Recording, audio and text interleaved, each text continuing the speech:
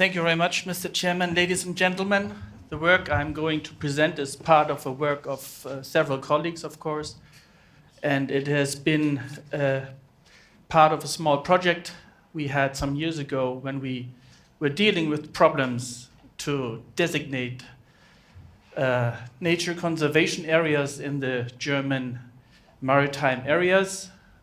Those who are familiar with European legislation know what Natura 2000 is. And at that time, we were facing many problems with how to find trade-offs in for different environmental components or ecosystem components, and always with regard to fisheries or other types of ecosystem uses. So that is the background, and I would not really like to start with what this theme session is about, ecological risk assessment in marine areas, but to start from a much broader perspective perhaps, and would like to announce already that tomorrow Henrike Seidel will in particular show this spatial aspect of this approach more in detail.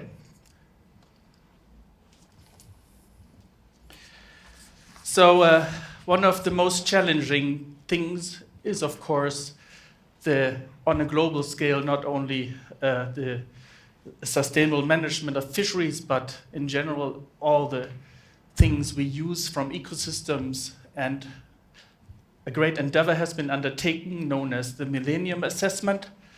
And the Millennium Assessment framed a sort of assessment protocol, and part of this protocol was the mention of externalities, which are non-market effects of trade or other activities, also known as social costs, because they are not, or the costs are carried by society in general, not only by those who take the profit in the economic process.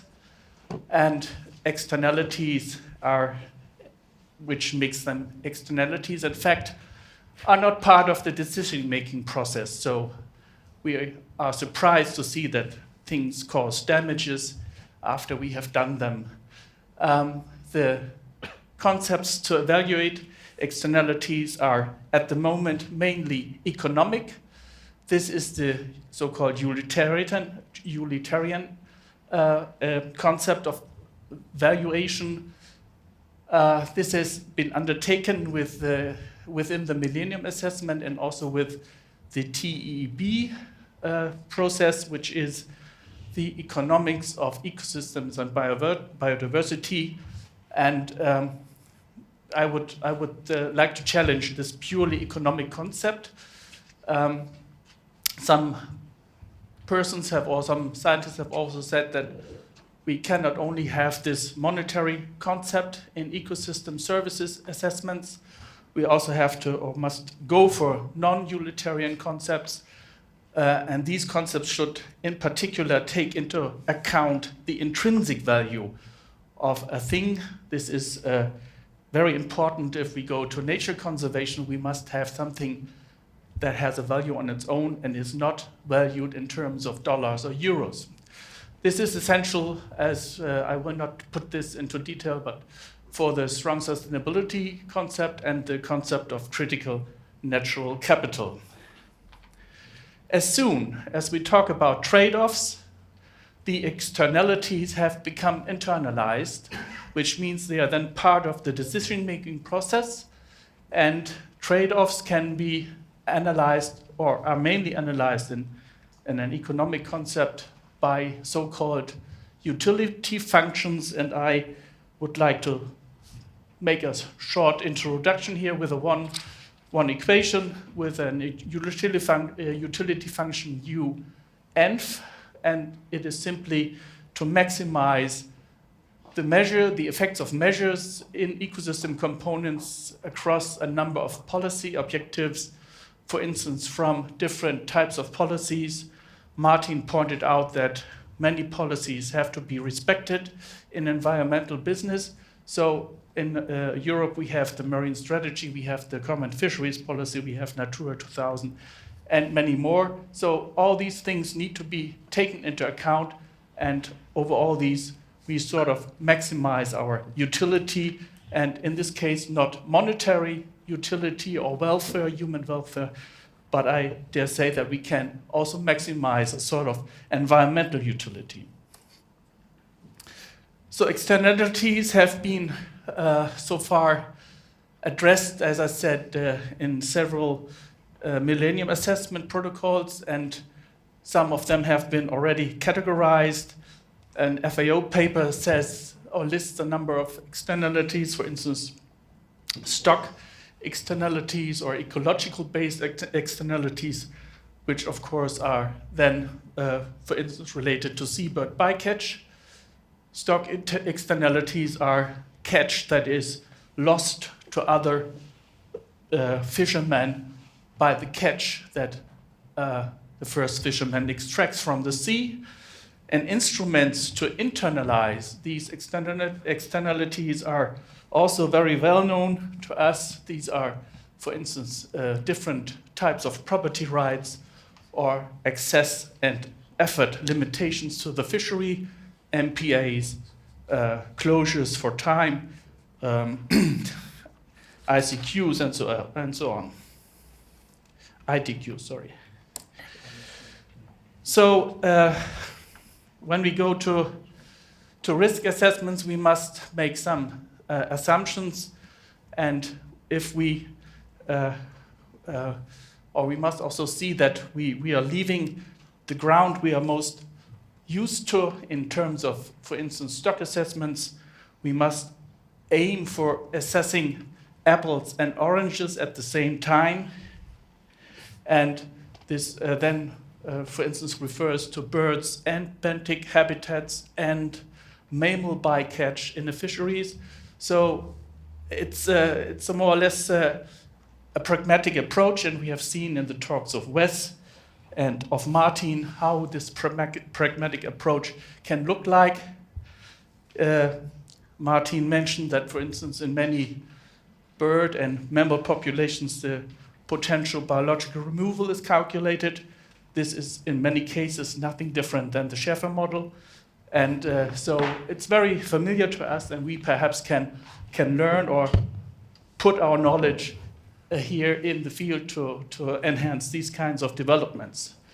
So the second thing that we have done was that we build a ratio of all mortality factors and all recovery information we have, and scaled all ecosystem impacts to all ecosystem components according to these ratio. This is very similar to the vulnerability analysis that has been done in New Zealand, I suppose. And then we have a sort of risk value and on utility, and this utility can be replaced by risk, and these risk scores then serve as a sort of proxy for ecosystem state. So putting the cat into the box is actually about Schrödinger's cat, and I said we were leaving our common grounds. We are thinking about data poor situations in many cases. We, as Robert this morning said, do not have time to understand the ecosystem anymore. Or also made a comment, he said that there is no final truth. So we are facing a very uncertain environment when we go to risk assessments. And this is, in my view, a reverse of Schrödinger's experiment. We know, or we leave the grounds of face values or monitoring where we have fish in the net go into could be's, and we have a dead and a live cat at the same time. When we go to risk assessments, we only know about probabilities, but we hardly know about the truth. So, and this is then formalized in some way. We already learned about that the basic equation for risk is the overlap or exposure or likelihood of encounter or whatever, E times the loss function. And this is very similar to the approach that Martin showed us, where we have this overlap in space and time, and we have a sort of catchability of the seabirds. Here we have this formalization that we have the ratio m over r, and we know a lot of spatial information. This is a picture of a fisheries in the German Bight.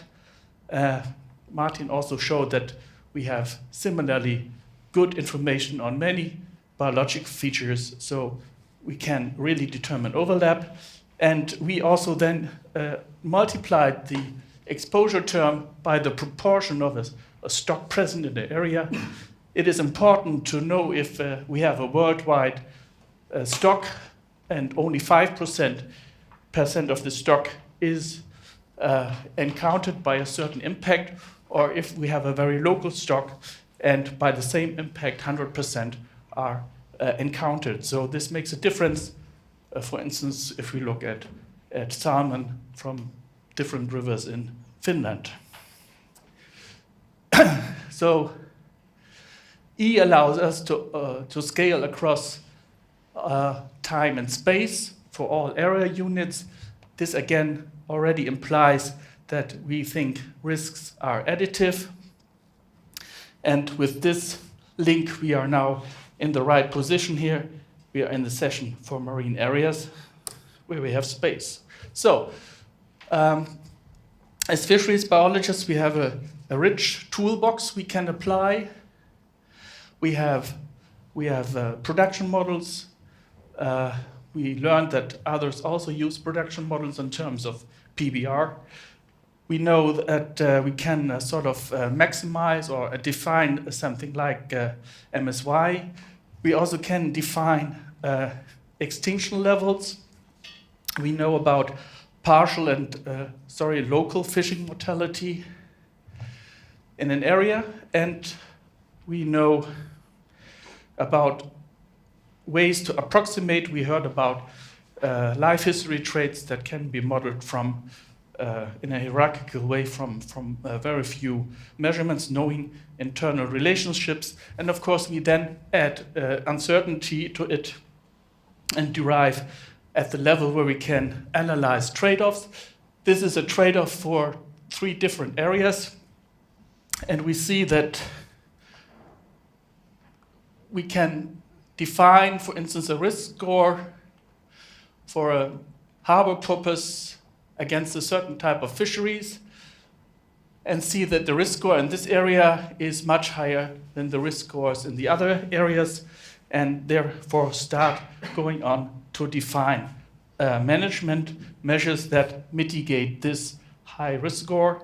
The risk scores, due to the equation on the previous slide, is scaled between 0 and 1, so we can really have these things on a commensurable scale.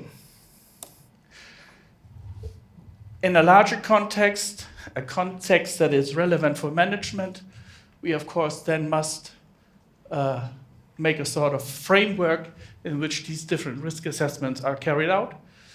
And we have this is from the US Environmental Protection Agency, the flow chart for risk assessments. We have a planning process where the objectives are defined, the aims are defined. Then we have a sort of conceptual model where we look out for the ecological components that are to be modeled in terms of indicators. We then characterize the exposure. We identify the type of ecological consequences.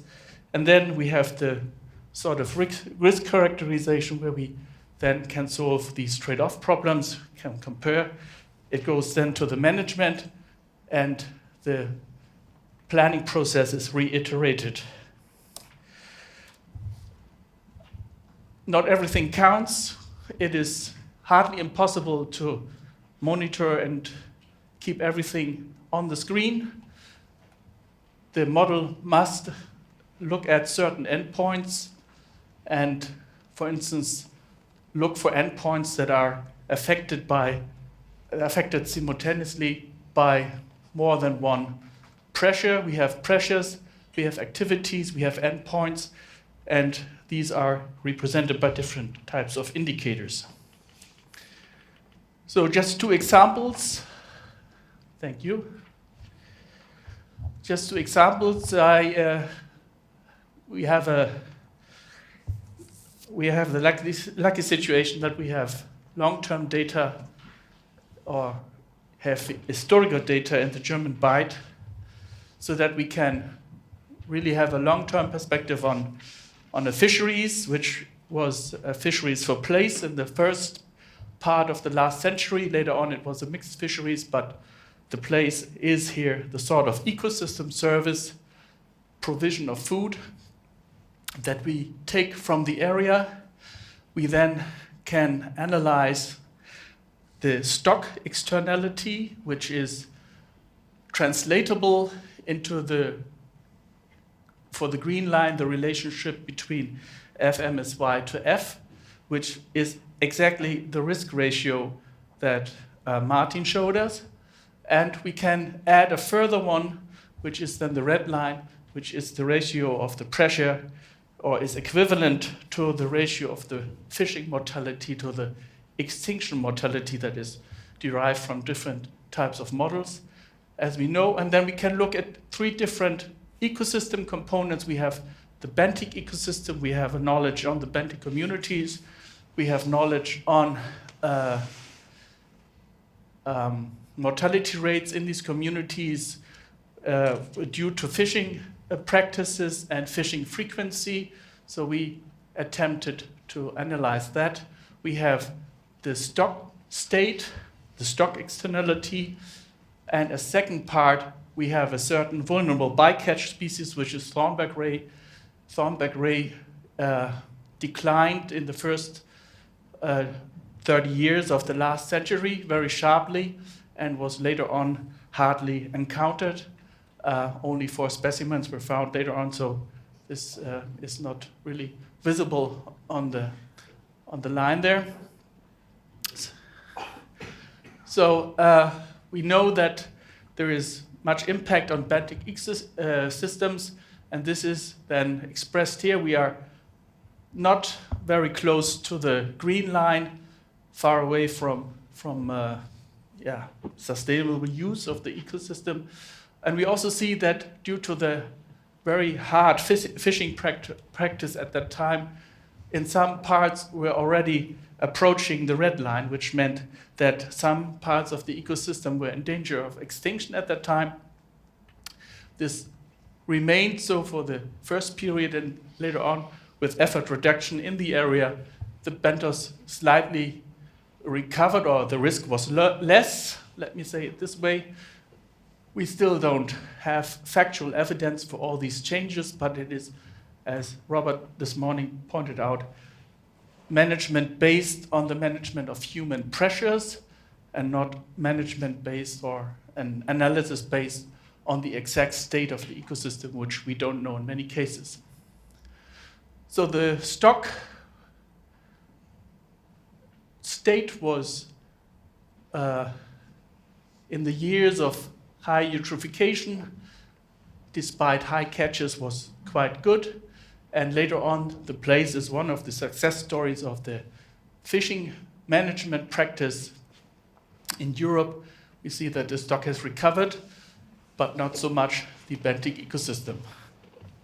We see in the last of the 3 endpoints we consider for this analysis that the thornback ray mortality was too high during the first period and was not sufficient to recover afterwards. So this is how we then can look for external effects on the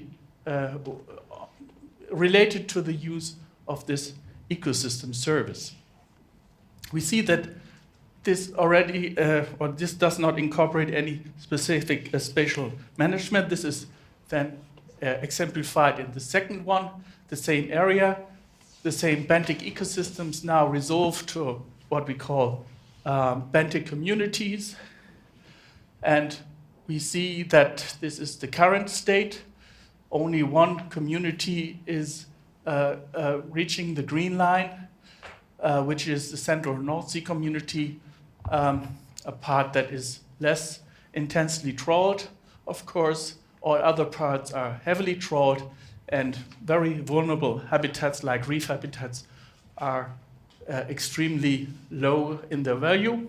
We then can look for spatial solutions or other types of solution, and this is perhaps what has been addressed with the performance of measures in relation to risk. We can first of all close some areas, look for the effects. We can also look at the economic side, but as I mentioned, I want to see the environmental utility. The closure of these areas, some improve considerably. We can look alternatively only at some flatfish MSY, which is the main fisheries in the area. The effect is different, and if we combine them, we have, of course, a very good performance overall, and we have in particular a good performance for those that we think are very vulnerable. So this is a way we can work with that, and given that other assessments, etc., provide us with forecasts of effort, we can also use that for further analysis. So we have a conclusion now, we have an operational stage. We know that a state or the ecosystem state deteriorates with the first time human interference. And we know that many parts of the ecosystem, that was one of the propositions, can be understood as a sort of production, that we have a sort of maximum yield or maximum production at moderate interference. So this is then translated into what we know as yield per recruit curves or something like that, where we have the reference points of MSY or max, and this is the reference point. I also applied the point that we have the risk of extinction, F extinct, and we then can translate it into this way, where we have a target reference level. This has been mentioned earlier. Target reference level, where we have good environmental status, an area where we have chronic negative changes, and then finally we have a high risk of extinction, which perhaps is the area where some of the most vulnerable species are in.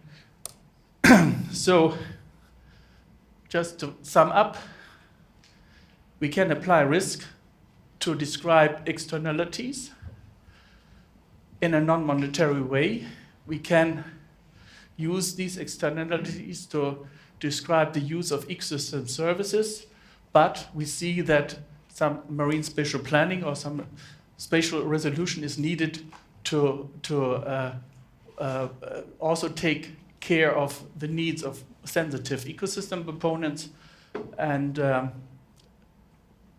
spatial dimension is essential. Okay, thank you very much.